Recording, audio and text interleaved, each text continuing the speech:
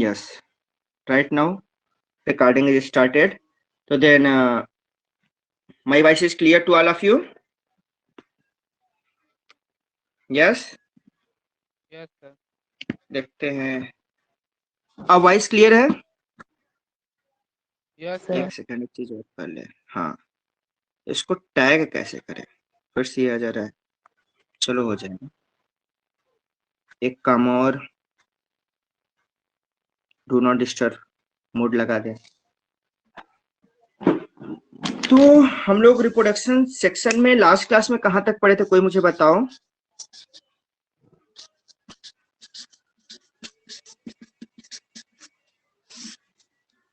Anybody can recall? Sir शायद हम लोग ग्राफ्टिंग मेथड पढ़ रहे थे. और आप बोले थे कि टीसी कल्चर कल से पढ़ाएंगे अच्छे से. क्या करके पढ़ाएंगे बेटा? टीसू कल्चर पढ़ाना था तो आप बोले थे कल पढ़ाएंगे. अच्छा, टिश्यू कल्चर, समझ गया. ठीक ठीक ठीक ठीक ठीक. ओके ओके, चलो let us open the tissue culture. देखो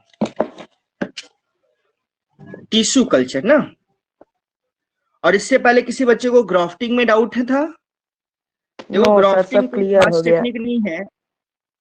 जैसे कि मैंने बताया था ग्राफ्टिंग के बारे में कि जैसे कि एक प्लांट का स्टेम कट के दूसरे प्लांट के स्टेम में उसको अटैच कर दे. क्लियर? और उसमें काफी सावधानी से करते हैं. इससे क्या होगा कि वो जो स्टेम है, जो स्टेम से रिप्रोडक्शन करते हैं, उनमें क्या होगा, दोनों का डीएनए मिक्स हो जाएगा और एक न्यू कैरेक्टर फॉर्म हो जाएगा. इस टेक्निक को बोलते हैं ग्राफ्टिंग. रही बात टिश्यू कल्चर की, तो टिश्यू कल्चर भी क्या है अपने आप में, एक तरह का वेजिटेटिव प्रोपोगेशन ही है. क्यों? क्योंकि इसमें भी नए प्लांट का फॉर्मेशन हो रहा है, लेकिन कैसे हो रहा है? टिश्यू से हो रहा है. Tissue culture. ठीक है. टिश्यू कल्चर, इसमें क्या होता है कि एक पेट्री डिश होता है जिसके अंदर न्यूट्रिएंट सॉल्यूशन है. क्लियर? इस न्यूट्रिएंट सॉल्यूशन में हमने क्या किया कि किसी प्लांट का जो ग्रोइंग टिप होता है, आपको पता है जो टिप पोर्शन होता है उस पर एपिकल मेरिस्टेम्स होता है और मेरिस्मेटिक टिश्यू क्या होते हैं, डिवाइडिंग टिश्यू होते हैं. इतनी बात क्लियर है आप लोगों को? तो यहाँ पे हम किसी प्लांट के टिप पोर्शन को कट करके रख देंगे. होगा क्या, जब मैं प्लांट के टिप पोर्शन को रखूंगा, यहाँ न्यूट्रिएंट सॉल्यूशन है, वो मेरिस्मेटिक टिश्यू है, तो सेल डिवाइड करेगा. Yes no? डिवाइड करके अपनी पॉपुलेशन इंक्रीज करेगा सेल. और इसको हम लोग एक नाम देते हैं कैलस. इसको क्या बोलते हैं? कैलस. क्लियर है? और फिर इस कैलस को एक डिफरेंट मीडियम में हम लोग ट्रांसफर करते हैं. इस कैलस को डिफरेंट मीडियम में ट्रांसफर करते हैं. इस मीडियम में क्या है? हार्मोन्स है. हार्मोन्स. ठीक है. ये हार्मोन्स क्या है? जो सेल को डिफरेंशिएट करेंगे, मतलब मेरिस्मेटिक टिश्यू को कन्वर्ट करेंगे परमानेंट टिश्यू में. ठीक है. और परमानेंट टिश्यू में कन्वर्ट करेंगे तो कोई जाइलम हो जाएगा, कोई फ्लोएम हो जाएगा, कोई रूट हो जाएगा, कोई सूट हो जाएगा, पूरा उनका डिफरेंशिएशन हो जाएगा. इससे क्या होगा, जो हमारा ये कैलस है, ठीक है, ये कन्वर्ट हो जाएगा स्मॉल प्लेटलेट्स, या कह सकते हो छोटा सा नन्हा सा पौधा बन जाएगा. इसको प्लांट सीडलिंग कहते हैं. ठीक है. इस पौधे को और फिर आप क्या करोगे, सॉइल में ट्रांसफर कर दोगे. कहाँ? सॉइल. जहां से क्या हो जाएगा, एक बिग ट्री बन जाएगा. ये प्रोसेस क्या है? ये प्रोसेस टिश्यू से प्लांट को ग्रो करने का टेक्निक है, इसलिए इसको बोलते हैं टिश्यू कल्चर. आपने टिश्यू लिया, उस टिश्यू में जो सेल्स हैं उसको और ज्यादा ग्रो कराया, जिसको हमने कैलस कहा. ठीक है. कैलस को हार्मोन्स मीडियम में ट्रांसफर किया, जहां पे इसका सेल डिफरेंशिएशन हुआ और एक स्मॉल प्लांट प्रोड्यूस हो गया. ये स्मॉल प्लांट वही प्लांट होगा जिस प्लांट का हमने टिश्यू लिया है. बात क्लियर है? और बता दीजिए. देखो हम इसमें क्या करते हैं कि कोई प्लांट का पार्ट लेते हैं, इसमें प्लांट का सेल हो, जनरली हम प्रीफर करते हैं कि हम मेरिस्मेटिक टिश्यू को लें. मेरिस्मेटिक टिश्यू आपको कहाँ देखने को मिलेगा? एपिकल पोजीशन पे, जिसको हम बोलते हैं एपिकल मेरिस्टेम्स, मतलब टिप पोजीशन पे.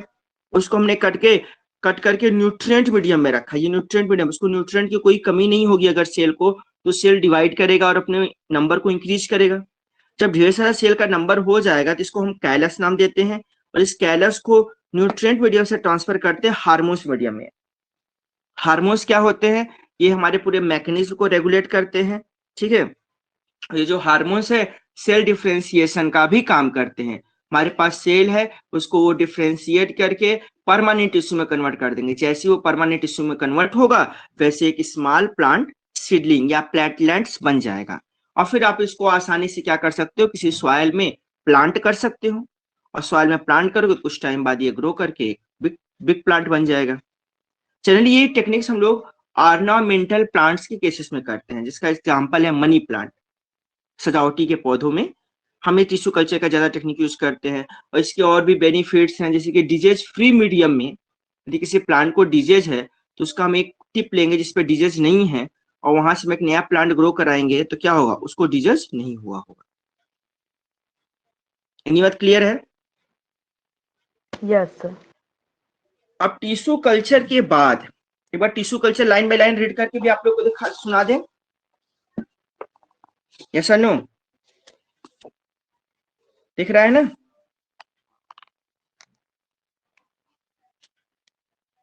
हाँ चलो। In tissue culture new plants are grown by removing tissue or separating cells from the growing tip of plant. यहाँ लिखा है ना ग्रोइंग टिप ऑफ प्लांट, इसका मतलब क्या है, एपिकल मेरिस्टेम से ले रहा है। The cells are then placed in an artificial medium where they divide rapidly to form a small group of cells or callus. जो स्मॉल ग्रुप ऑफ सेल्स बन गया उसको क्या नाम दे दिया, callus. The callus is transferred to another medium containing hormones for growth and differentiation। तो hormones की वजह से क्या होगा, ग्रोथ होगा और डिफरेंशिएशन होगा। The plantlets are then placed to the soil so that they can grow into mature plant। जब उसमें ग्रोथ और डिफरेंशिएशन हो जाएगा तो प्लांटलेट्स में कन्वर्ट हो जाएगा एक स्मॉल प्लांट में, जिसको हम सॉइल में फिक्स कर देंगे, लगा देंगे, ताकि वो मैच्योर प्लांट हो सके। Using tissue culture, many plants can be grown from one parent in disease-free condition। इसका बेनिफिट है disease-free condition प्रोवाइड होना। This technique is commonly used for ornamental plants। जो ornamental plants मतलब क्या होता है, जो सजावट के लिए, घर की खूबसूरती को बढ़ाने के लिए हम लगाते हैं, वो ornamental plants होते हैं। ठीक है, कोई क्वेश्चन यहाँ तक किसी को? Sir what are the advantage of tissue culture? Mohit देखो बेटा, टिश्यू कल्चर का एडवांटेज यही आखिरी लाइन में लिखा है ना, क्या लिखा है, डिजीज फ्री कंडीशन। यदि किसी प्लांट को डिजीज हो गया है तो उसके टिप से हम यदि कोई टिश्यू कल्चर से हम नया प्लांट बनाएंगे तो उस नए प्लांट को कोई डिजीज नहीं होगा, यानी डिजीज फ्री कंडीशन को क्या करेगा, वो प्रोवाइड कराएगा। क्लियर? और सेकेंड चीज, ये वेजिटेटिव प्रोपोगेशन का पार्ट है, और वेजिटेटिव प्रोपोगेशन के क्या बेनिफिट्स हैं, उसके ये बेनिफिट्स हैं कि क्या कहते हैं कि ये ऐसे प्लांट्स के लिए भी बेनिफिशियल है जो उसके पास सीड बनाने की कैपेसिटी लॉस्ट हो गई हो, seed forming capacity is going to be lost. जैसे मनी प्लांट है तो सीड तो बनाता नहीं है, तो उसमें कैसे ग्रो कराएंगे? ठीक है, तो या तो उसमें कोई और टेक्निक देखेंगे, नहीं तो कोई टेक्निक समझ में नहीं आएगा तो एट लास्ट लोग टिश्यू कल्चर की ओर जाएंगे। क्लियर? यस। अब हम आते हैं स्पोर फॉर्मेशन पे।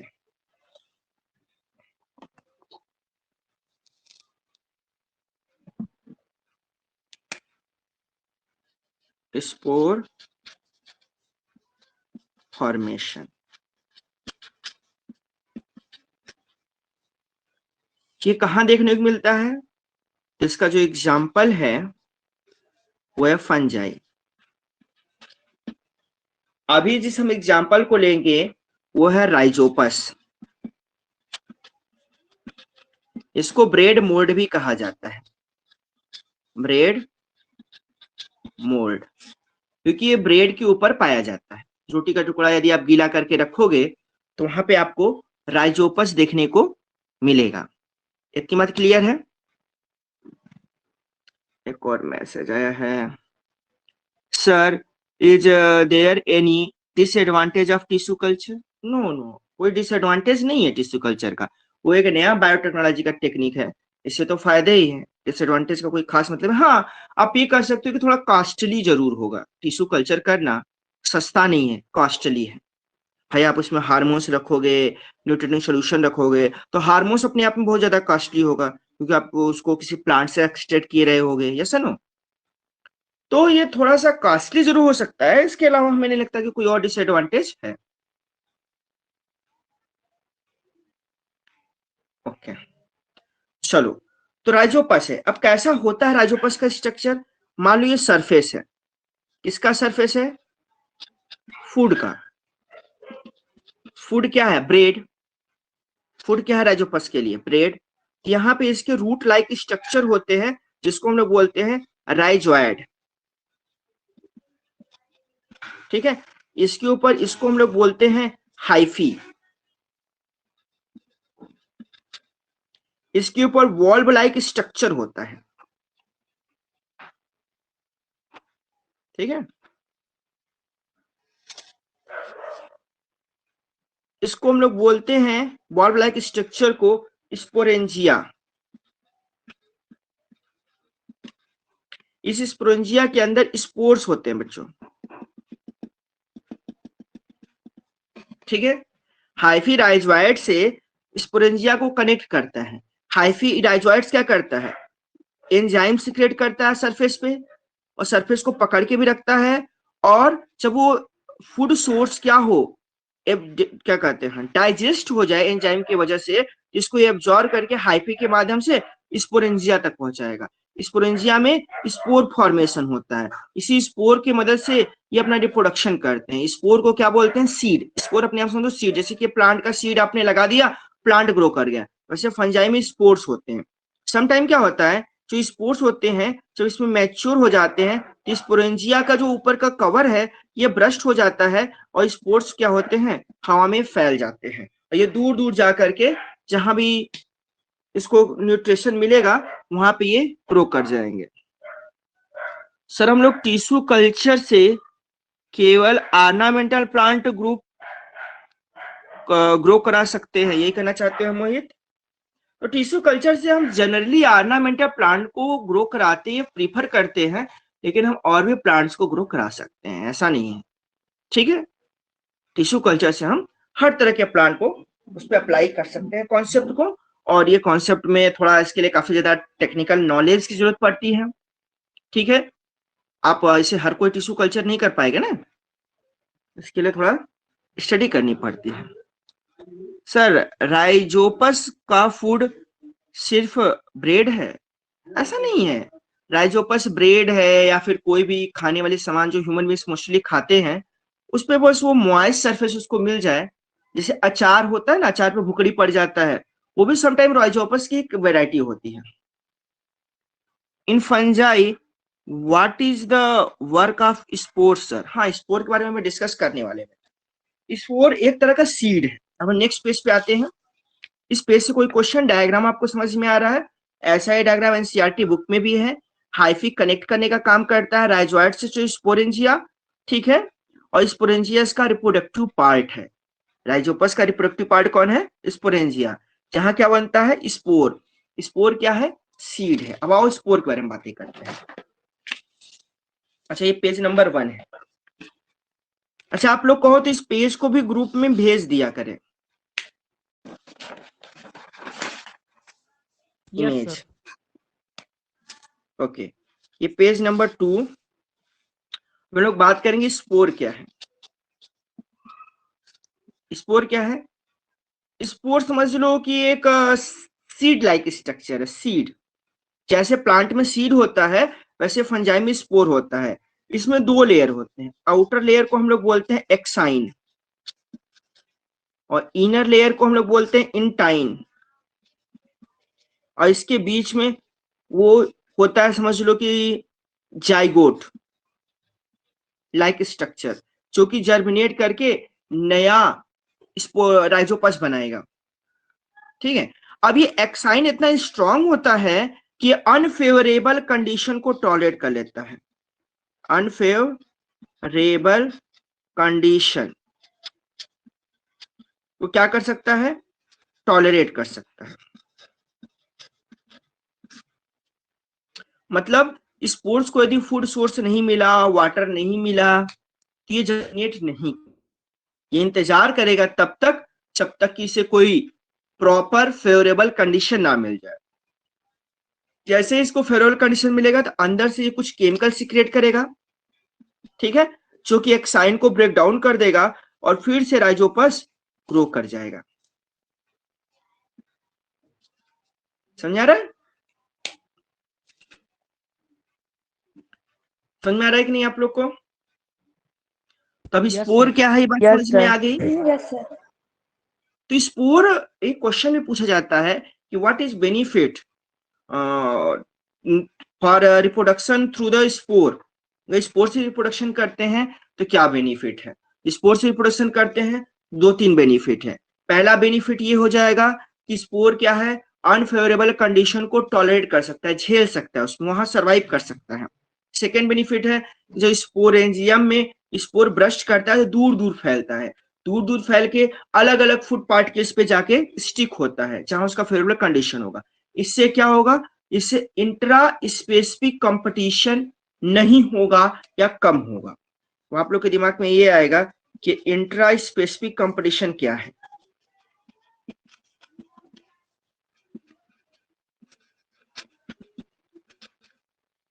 कंपटीशन क्या है, किसी को कोई आइडिया है? Intra specific competition,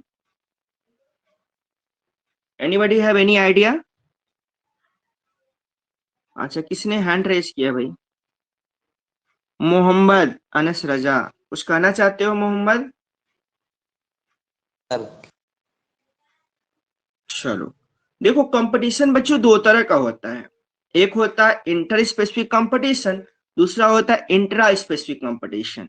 inter specific competition मतलब जैसे ह्यूमन बींग्स का वाइल्ड एनिमल के साथ कंपटीशन होता है, कभी लायन से पंगा हो जाता है तो ह्यूमन बींग्स लायन को मारता है, स्नेक को मारता है, दूसरे प्रजाति दूसरे स्पीसीज से यदि हमारा कंपटीशन है इसको हम कहते हैं इंटर स्पेसिफिक कंपटीशन।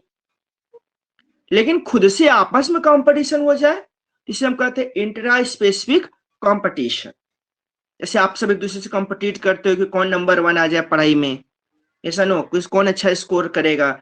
और आजकल इंडिया में यूथ पॉपुलेशन बहुत ज्यादा है, तो यूथ में बहुत ज्यादा कंपटीशन है to get the job opportunity, ऐसा नो, इसी को हम लोग बोलते हैं इंट्रा स्पेसिफिक कंपटीशन। बात समझ आ रही है? Reply me. तो स्पोर फॉर्मेशन में एक बेनिफिट ये है कि जो Yes, स्पोर स्पोरेंजिया से ब्रस्ट होता है तो काफी दूर दूर तक जाके फैल जाता है, जिससे क्या होगा, इंट्रा स्पेसिफिक कंपटीशन कम हो जाता है। यदि एक ही जगह पे हो सब कोई और खाने का आइटम क्या हो, फूड आइटम लिमिटेड हो, तो आपस में आप लोग का झगड़ा भी हो सकता है कि हम खाएंगे हैं। तो यह है इंट्रा स्पेसिफिक कंपटीशन। बात समझ आ गई? यस और no? Yes sir. Yes, sir. अब हम लोग एनसीईआरटी के थ्रू समझने की कोशिश करते हैं, ठीक? एनसीईआरटी में क्या कह रहा है, even in many simple multicellular organism specific reproductive parts can be identified. बहुत से मल्टीसेलुलर ऑर्गेनिज्म में स्पेसिफिक रिप्रोडक्टिव पार्ट्स होते हैं। The thread like structures that developed on the bread in activity 8.2 above are the hyphae of the bread mold, that is rhizopus। 8.2 में आपने देखा कि Rhizopus growth कर रहा है, रोटी का टुकड़ा रखे हो थोड़ा गीला डार्क प्लेस में, उसको आप एक एक दिन करके ऑब्जर्व कर रहे हो हैंड लेंस से, तो आपको वहां कुछ ग्रोथ दिखाई दे रहा है, वो राइजोपस है। कहां से आया है राइजोपस? वो हवा में उसके स्पोर्स फैल रहे हैं, तैर रहे हैं, जहां उसको फेवरेबल कंडीशन मिला वहां पे वो आके स्टिक कर जा रहे हैं। आप लोग आश्चर्य हो गए फंजाई आ कहां से जाता है, इसके स्पोर्स एयर में स्प्रेडेड है। They are not reproductive part. Hyphae is not a reproductive part. On the other hand, the teeny valve on a stick structures are involved in the reproduction। जो valve like structure है जिसको sporangia कहते हैं, देखो यहाँ spore burst हुआ है, ठीक है, तो यही मेरा क्या है, रिप्रोडक्टिव पार्ट है। The valves are sporangia which contain cells are spores। that can eventually develop into new rhizopus individuals। जो स्पोर्स हैं, एक एक स्पोर्स एक न्यू राइजोपस में क्या हो सकते हैं, डेवलप हो सकते हैं। The spores are covered by a thick wall that protect them until they come into contact with another moist surface and can begin to grow। ये इनके पास थिक वॉल की कवरिंग होती है, इसको एक्साइन कह रहे थे हम लोग, ठीक है। वो क्या करता है, इनको कैपेबल बनाता है, किस बात के लिए कैपेबल बनाता है, कि ये अनफेवरेबल कंडीशन को टॉलरेट कर सके और फेवरेबल कंडीशन का वेट कर सके। इतनी बात क्लियर है। अब आगे देखते हैं।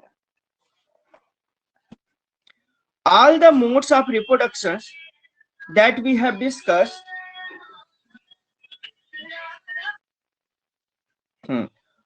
all the modes of reproductions that we have discussed so far allow new generation to be created from a single individual।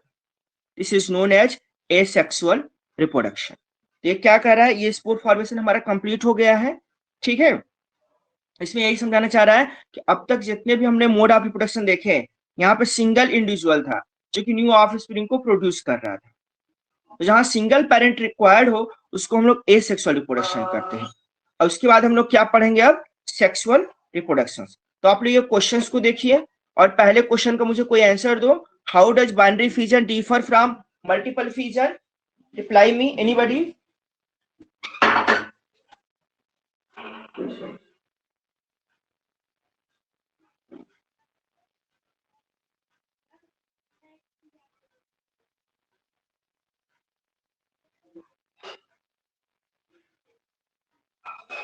Sir multiple fission में एक ही पेरेंट होता है, जो सर जैसे एग्जांपल में प्लाज्मोडियम ले लेंगे तो वो मलेरियल पैरासाइट होता है। जैसे सर मलेरिया फीवर होगा तो वो प्रोटोजोआ प्लाज्मोडियम से होगा, और टाइफाइड मलेरिया होगा तो वो किसी और चीज से होगा।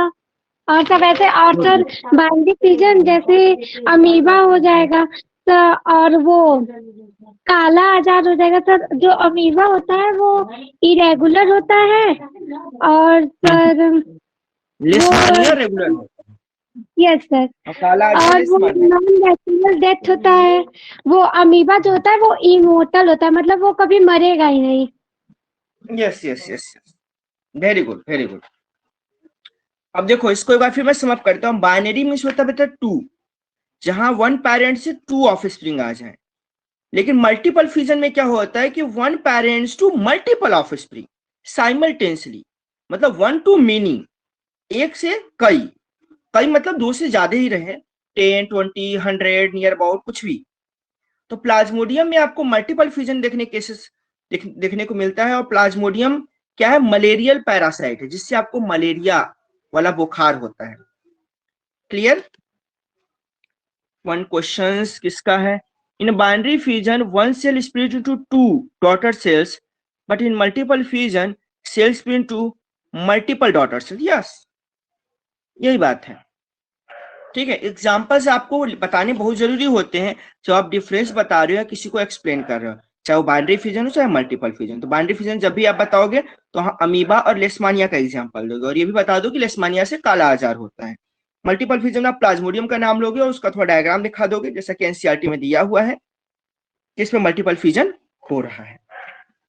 सेकेंड क्वेश्चन है, how will an organism be benefited if it reproduces through spores? ये मैंने अभी थोड़ी देर पहले ही बताया बच्चों, स्पोर से रिप्रोडक्शन करने में क्या क्या बेनिफिट होता है। तो पहला बेनिफिट मैंने ये बताया था कि इसमें क्या हो जाता है, इसमें आपका इंट्रा स्पेसिफिक कंपटीशन कम हो जाता है, और दूसरा अनफेवरेबल कंडीशन को क्या करते हैं, टॉलरेट कर सकते हैं। अच्छा आप यहाँ पे ये डायग्राम देखो, ये वाला दिख रहा है, ये मल्टीपल फिजन इन प्लाज्मोडियम शो कर रहा है कि एक न्यूक्लियस था और एक सेल है प्लाज्मोडियम का।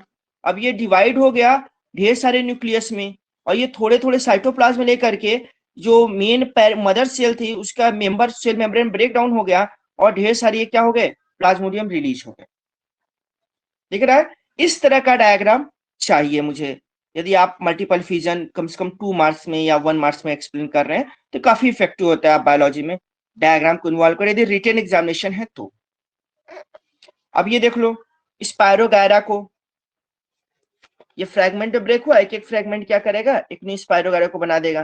प्लिनेरिया का तो आप देख ही रहे हो, एनसीईआरटी में वैसा डायग्राम है। और ये क्या है, बडिंग इन हाइड्रा है, जो मैंने आपको बताया है। समझ में आ गया? नेक्स्ट है, can you think of reason why more complex organism can not give rise to new individual through regeneration? Ansika, spore formation is an asexual mode of reproduction. Spore form are covered by thick wall that protect them from thick है। Very good, ये बात सही है कि उनका thick wall क्या है, उनको अनफेवरेबल कंडीशन को टॉलरेट करने के लिए कैपेबल बनाता है।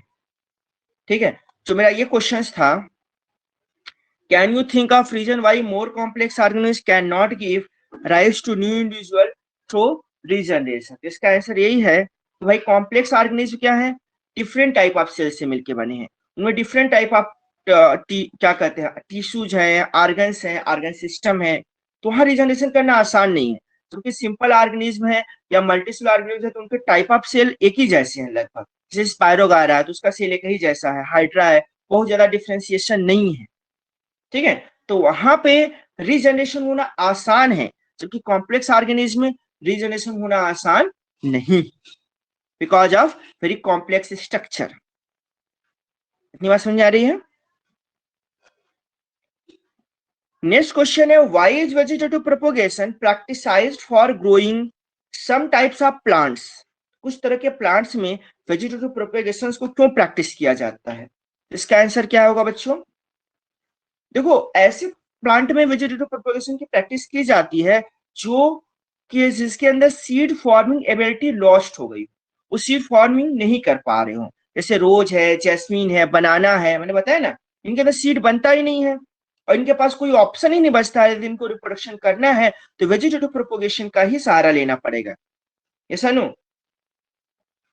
तो वेजिटेटिव प्रोपोगेशन ऐसे प्लांट्स के लिए बेनिफिशियल है जो सीड फॉर्मिंग नहीं करते हैं। At last question, why is DNA copying an essential part of the processes of reproduction? इसका आंसर आप में से मुझे कोई देगा कि डीएनए कॉपी एक इसेंशियल पार्ट है पूरे रिप्रोडक्शन प्रोसेस का, ऐसा क्यों? Reply me anybody. इस क्वेश्चन का आंसर मैं पहले भी दे चुका हूं जब मैं रिप्रोडक्शन का इंट्रोडक्शन दे रहा था, तभी पहले ही पेज के सेकेंड या लास्ट पैरे में इसका आंसर छिपा हुआ है। Sir for the existence of species. क्या बोल रहे हो बेटा, एक बार फिर से again repeat your answer. Sir for the existence of species. Existence of species, हाँ मतलब सर्वाइवल ऑफ द स्पीसीज कहना चाहते हो या एग्जिस्टेंस कहना चाहते हो, वो ठीक है, लेकिन वो ज्यादा सही आंसर नहीं है। हमें थोड़ा सही आंसर चाहिए जो लगे कि हाँ आंसर है। सर हाँ, it is a basic event of reproduction, ये जिसने लिखा है बिल्कुल सही लिखा है।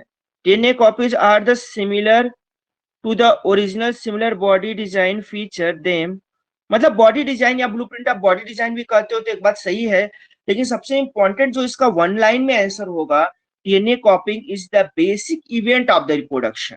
That means without copy of DNA reproduction process can not be happen, वो हो ही नहीं सकता।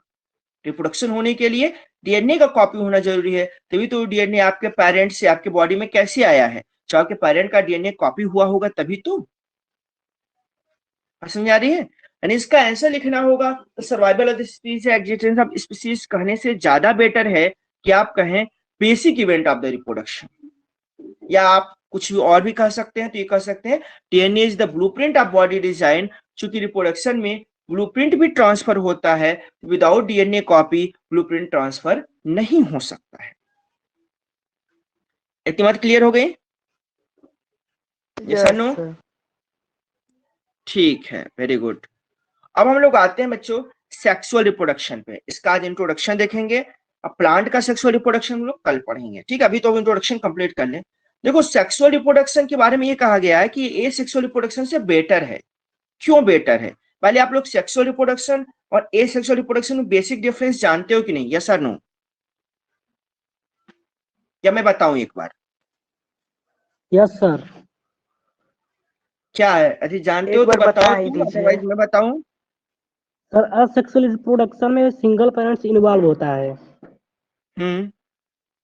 और सर सेक्सुअल सेक्सुअल रिप्रोडक्शन में reproduction sir male and female, या कह सकते हो two parents two with parents. Opposite sex. Yes sir. Clear? तो ये तो Yes. इन्वॉल्व होता है, तो इससे बेनिफिट क्या है सेक्सुअल रिप्रोडक्शन को? What is benefit? बेनिफिट है बच्चों वेरिएशन। सेक्सुअल रिप्रोडक्शन में टू इंडिविजुअल्स है, एक फादर है, मदर है, या एक मेल है, फीमेल है, उनके डीएनए आपस में आके इंटरमिक्स हो रहे हैं, ऐसा नो? और डीएनए की इंटरमिक्सिंग से क्या हो रहा है? वेरिएशन ज्यादा देखने को मिल रहा है। और वेरिएशन हमारे लिए जरूरी है for what? For survival of the species. इस वजह से sexual reproduction is more going prefer over asexual reproduction. Asexual reproduction में होता क्या है? वेरिएशन होता है लेकिन बहुत ही कम होता है। उसमें वेरिएशन डिपेंड करता है डीएनए के कॉपी में जो एरर होता है। डीएनए जनरली एक्यूरेट होता है, लेकिन पूरी तरह से एक्यूरेट 100% तो एक्यूरेट हो नहीं सकता है, तो 99.99% एक्यूरेट होता है, लेकिन 0.01% एरर से उसका वेरिएशन होना है। और ये वेरिएशन काफी ज्यादा जनरेशन के बाद शो होता है। मतलब वेरिएशन तो है लेकिन वेरिएशन दिखाई नहीं देता है एसेक्सुअल रिप्रोडक्शन में। Sir differentiate between the sexual and asexual reproduction, वही डिफरेंशिएट कर रहे हैं बच्चों कि एक डिफरेंशिएशन तो आप लोग जान ही रहे हो कि एसेक्सुअल रिप्रोडक्शन में single parent are required, sexual reproduction में two parents are required with opposite sexes. Second चीज क्या है? Variation in the asexual reproduction is very less. Sexual reproduction में क्या? Variation is very high. आप यहाँ पे एग्जांपल दे दो। Asexual reproduction generally happens in lower organism, primitive organism, जबकि सेक्सुअल रिप्रोडक्शन आपके में कहाँ देखने को मिलता है? कॉम्प्लेक्स ऑर्गेनिज्म में देखने को मिलता है। क्लियर है यहाँ तक? Yes sir. Yes overall sir. हम कह सकते हैं because of high variation sexual reproduction is going to be prefer over the asexual reproduction. ये टू मेन पॉइंट है फॉर डिफरेंसेस के। Another questions to anyone? चलो एनसीईआरटी पे है हम लोग। We are also familiar with mode of reproductions that depend on the involvement of two individuals before a new generation can be created. इसके बारे हम लोग जानते हैं कि टू इंडिविजुअल्स इन्वॉल्व होते हैं, इससे न्यू जनरेशन क्रिएट होता है। इसी को हम लोग सेक्सुअल मोड ऑफ रिप्रोडक्शन कहते हैं। Bulls alone can not produce new calves, जो बुल्स अकेले बछड़ा पैदा नहीं कर सकता। Nor can hens alone produce new chicks, अकेले मुर्गी भी चिक्स पैदा नहीं कर सकती, मतलब चूजा। In such cases both sexes male and females are needed to produce new generation. यहाँ पे बोथ सेक्सेस रिक्वायर्ड है न्यू जनरेशन को प्रोड्यूस करने के लिए। What is the significance of this sexual mode of reproduction? क्या इसका सिग्निफिकेंस है? Is there any limitation of the asexual mode of reproduction which we have been discussing ओबेब? उसका लिमिटेशन है बच्चों, क्या है? Variation is very less, is big limitation. यदि आपको स्पीशीज को सर्वाइव करना है तो लिमिटेशन और वेरिएशन थोड़ा ज्यादा होना चाहिए। नेक्स्ट टॉपिक यही है, why the sexual mode of reproduction. Sexual mode of reproduction क्यों सेलेक्ट कर रहे हैं हम लोग? यहाँ पे देखते हैं, the creation of two new cells. Okay Shivam sir, which processes take less time, sexual और asexual? Of coursely asexual will take less time, ठीक है। Sexual reproduction take long time, larger time. Why?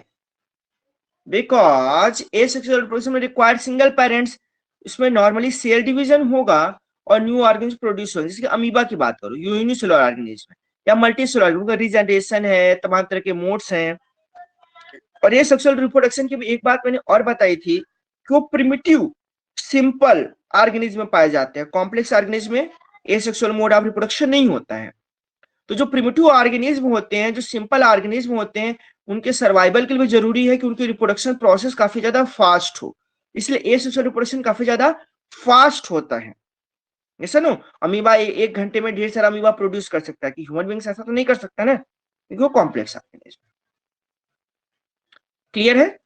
तो जितना ज्यादा फास्ट रिप्रोडक्शन होगा primitive organism में, उनके species के सर्वाइवल के चांसेस बढ़ जाएंगे। Clear? Sir in sexual reproduction why organism itself do not reproduce. देखो सेक्सुअल रिप्रोडक्शन की कंडीशन ये है कि 2 parents are required with opposite sex, same sex का नहीं। तो वहां पे क्या होगा, दोनों का कंट्रीब्यूशन जरूरी होता है for producing the new offspring. क्योंकि सेक्सुअल में क्या होता है, 2 डिफरेंट इंडिविजुअल्स के डीएनए की आपस में इंटरमिक्सिंग होती है, जिसको हम लोग कहते हैं फर्टिलाइजेशन, जहां मेल गैमेट और फीमेल गैमेट क्या करते हैं, फ्यूज होते हैं। इस फ्यूजन के प्रोसेस को हम लोग बोलते हैं फर्टिलाइजेशन, जो कि सेक्सुअल रिप्रोडक्शन का फर्स्ट इवेंट है, पहला इवेंट है। उसके बाद बनता है जाइगोट। तो जाइगोट एक नॉर्मल सेल जैसा होता है, लेकिन नॉर्मल सेल है नहीं, वो सुपर पावर सेल है। उसमें मल्टीपल डिवीजन हो करके फिर वेरिएशन हो करके उसको न्यूट्रिएंट मीडियम या प्रॉपर इन्वायरमेंट मिलेगा, तो एक जाइगोट से एक न्यू ऑर्गेनिज्म को प्रोड्यूस किया जा सकता है। ठीक है, ये सारी चीजें हैं। तो सेक्सुअल मोड ऑफ रिप्रोडक्शन में 2 पेरेंट्स आर रिक्वायर्ड है, क्योंकि without 2 parents that reproduction process cannot be happen, because there is requirement of 2 different DNA from 2 different individuals. तो आते हैं टॉपिक पे, the creation of 2 new cells from one involving copying of the DNA as well as the cellular apparatus. ये sexual की बात कर रहा है कि एक सेल से दूसरा सेल बनना हो तो डीएनए की कॉपी होती है, जिससे न्यूक्लियस बनता है, और सेलुलर एपर्टस का डिवीजन होता है, मतलब सेल ऑर्गेनेल्स का भी बंटवारा हो जाता है। The DNA copying mechanism as we have noted can not be absolutely accurate. जो डीएनए कॉपी का मैकेनिज्म है वो 100% एक्यूरेट नहीं है, and the resultant error are a source of variation in populations of organism. तो एरर ही क्या है, सोर्स ऑफ वेरिएशन है। अगर एरर नहीं होगा तो वेरिएशन नहीं होगा। चूंकि एरर होता है बहुत ही ज्यादा कम होता है, इसलिए वेरिएशन भी क्या होता है, बहुत कम देखने को मिलता है। Every individual organism can not be protected by variation. इससे क्या होगा, सभी ऑर्गेनिज्म के अंदर वेरिएशन नहीं आ पाएगा, but in a population variation are useful for insuring the survival of species. यदि हमारे अंदर वेरिएशन है तो हमको कोई खास बेनिफिट नहीं देगा, लेकिन उस वेरिएशन से क्या होगा, पूरी की पूरी स्पीसीज के एक्सटिंक्ट होने से मैं बचा सकता हूं। तो हमारे लिए बेनिफिट नहीं है, लेकिन किसके लिए बेनिफिट है, पूरी पूरी स्पीसीज के लिए बेनिफिशियल है for survival of the species. Variation is very necessary. It would therefore make sense if organism came up with reproductive modes that allowed more and more variation to be generated. तो जो sexual, तो organism ऐसे mode of reproduction की तलाश करेगा जिसमें उसको ज्यादा ज्यादा वेरिएशन मिले। प्रिमिटिव ऑर्गेनिज्म थे, उनके पास ऑप्शन नहीं था, तो एसेक्सुअल मोड पर जा रहे थे। जैसे कॉम्प्लेक्स ऑर्गेनिज्म हो गए, उन्होंने सेक्सुअल मोड ऑफ रिप्रोडक्शन को डेवलप किया for what, to producing more variation. Clear? While DNA copying mechanisms are not absolutely accurate, they are precise enough to make the generation of variation a fairly slow process. इससे क्या होगा, variation होगा लेकिन बहुत ज्यादा slow process होगा। If the DNA copying mechanism were to be less accurate, many of the resultant DNA copies would not be able to work with the cellular apparatus. क्या कह रहा है कि अगर वो डीएनए कॉपिंग में लेस एक्यूरेट हो जाए, एरर ज्यादा हो जाए, ठीक है, या डीएनए में ड्रास्टिक चेंज हो जाए, उससे क्या होगा, उससे एक प्रॉब्लम होगी। वो प्रॉब्लम ये है, जो नया डीएनए होगा सेल एपर्टस के साथ कोऑर्डिनेट नहीं कर पाएगा, उस केस में क्या होगा, वो डाई कर जाएगा। ठीक है, resultant DNA would not be able to work with the cellular apparatus and would die. So how can the processes of making variants be speeded up? तो हम वेरिएशन को स्पीड अप कैसे कर सकते हैं? एसेक्सुअल में यदि हम वेरिएशन को स्पीड अप करने की कोशिश करेंगे तो न्यू जनरेशन ही डाई कर जाएगी। उसमें हम चाह के भी वेरिएशन को स्पीड अप नहीं कर सकते। ठीक है, क्वेश्चन है मोहम्मद अनस रजा का, सर इस sexual reproduction why organism itself do, अच्छा तो बता दिया मैंने। Sir sexual mode of reproduction में कौन सा सेल डिवीजन होता है? देखो, जो पहली बार जो गैमीट बनता है वहां पे मियोसिस डिवीजन टेक प्लेस करता है, ताकि जो डीएनए का नंबर है या क्रोमोसोम्स की संख्या है वो हाफ हो जाए। तो हाफ क्रोमोसोम्स के नंबर होंगे मेल गैमिट में और हाफ होंगे फीमेल गैमिट में, और दोनों के फ्यूजन से कंप्लीट हो जाएगा।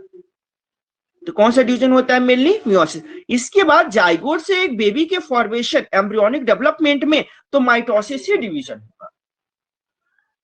ठीक है, each new variation is made in a DNA copy that altered or that already has variation accumulated from previous generation।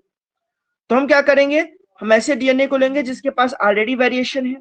Thus, two different individuals in a population would have quite different pattern of accumulated variation। जैसे father है, mother है, different family से belong कर रहे हैं, yes और no, तो उनमें क्या है, ऑलरेडी काफी ज्यादा वेरिएशंस होते हैं डीएनए में। डिफरेंट कल्चर है, डिफरेंट बिहेवियर है, यस और नो, उसकी वजह से जो ऑफ स्प्रिंग होगा उसमें भी वेरिएशन देखने को मिलेगा। अन्य sir explain why more complex multicellular organism can not give rise to new organism through regeneration. बेटा इसको मैंने एक्सप्लेन किया था, तो फिर से एक्सप्लेन कर रहा हूँ, क्वेश्चन आपने पुराना ही पूछा है। देखो कॉम्प्लेक्स ऑर्गेनिज्म में डिफरेंट टाइप्स ऑफ सेल्स है, मिलियंस ऑफ सेल्स है, इनका ऑर्गेनाइजेशन काफी ज्यादा कॉम्प्लेक्स है। जबकि प्रिमिटिव ऑर्गेनिज्म जो सिंपल ऑर्गेनिज्म उनमें एक ही तरह के सेल्स ज्यादा होते हैं, वेरिएशंस बहुत कम है, डिफरेंसेस बहुत कम है, तो वहां पर रीजनरेशन होना आसान है। सेल डिवाइड करेगा और एक ऑर्गेनिज्म को फॉर्म कर देगा। जबकि ह्यूमन बीइंग्स केस में केवल सेल डिवाइड करे और ह्यूमन बीइंग्स फॉर्म हो जाए, ऐसा तो जरूरी नहीं है। वहां पे पूरा कॉम्प्लेक्स प्रोसेस है, ढेर सारे डिफरेंशिएशन रिक्वायर्ड है, ठीक है, वेरी स्लो प्रोसेस है वहां पे। एक कॉम्प्लेक्स ऑर्गेनिज्म को बनाना आसान तो नहीं है, और जब कॉम्प्लेक्स ऑर्गेनिज्म को बनाना आसान नहीं है, इसका में रीजनरेशन भी नहीं हो पाएगा आसानी से। रीजनरेशन उन्हीं में होगा जिनका वो टाइप ऑफ सेल एक जैसे हों, थोड़े प्रिमिटिव हों, और सेल उनके थोड़े रीजनरेटिव हों, एक्टिव सेल हो। हमारे में वो रीजनरेटिव एक्टिव सेल्स नहीं होते, वो जाइगोट ही है जो बहुत ज्यादा एक्टिव होता है, सुपर पावर होता है। और कोई क्वेश्चन? ठीक है, ये पेज खत्म करते हैं हम लोग का टाइम भी हो चला है। थर्स सर दूसरे क्लास का लिंक भी आ गया है। क्या बेटा? लिंक हाँ, क्लास का लिंक भी आ गया है। तो आ ही जाएगा। चलो ऐसा करते हैं, यहीं तक हम लोग का डिस्कशन कंप्लीट मानते हैं। इसके आगे का डिस्कशन हम लोग नेक्स्ट क्लास में करेंगे। ओके ठीक है, सर। तो कोई क्वेश्चन है आप लोग का? Then ask.